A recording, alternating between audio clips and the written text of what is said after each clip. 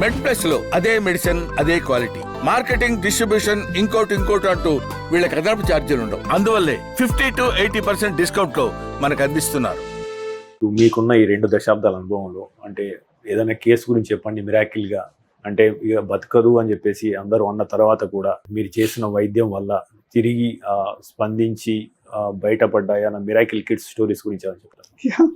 చాలా ఉన్నాయి, కానీ ఒకటి చాలా బాగా అనిపించేది ఏంటంటే, ఒక పేరెంట్ యాంటీనేటల్గా ఉన్నప్పుడు ఒక స్కాన్ రిపోర్ట్తో వచ్చారు.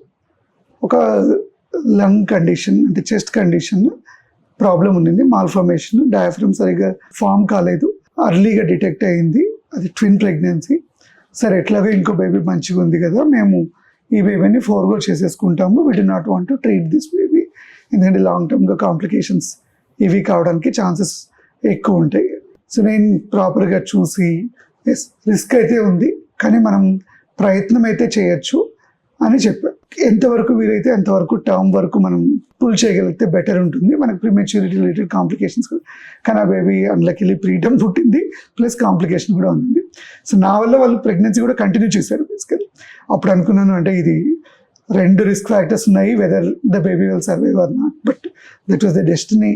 చిన్న బేబీ అయినా అది సర్జరీకి మంచిగా రెస్పాండ్ అయింది, వెంటిలేషన్ మీద ఉండింది, కానీ త్వరగానే మనం 1 వీక్లో బయటికి తీసుకొని రాగలిగాము. ఆ బేబీస్ నాకు మళ్ళీ 2-3 ఇయర్స్ తర్వాత కూడా వాళ్ళు వచ్చి చూపించారు, babies growing normally without any complications. ఇంకొక చైల్డ్ మంచిగా అనిపించేది ఏంటి అంటే, ఒక ప్రీటర్మ్ బేబీ.